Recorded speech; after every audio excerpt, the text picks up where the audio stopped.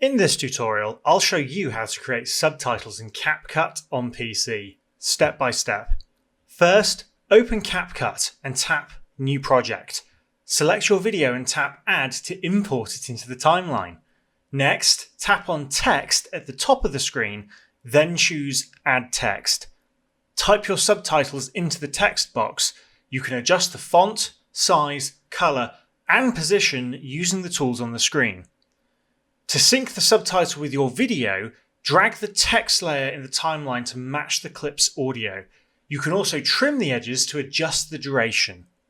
To add more subtitles, tap the text button again or duplicate the existing layer and update the content.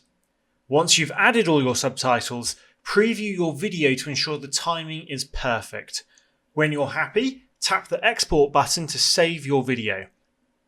And that's it. Now you know how to add subtitles to your video using CapCut on PC. Thanks for watching.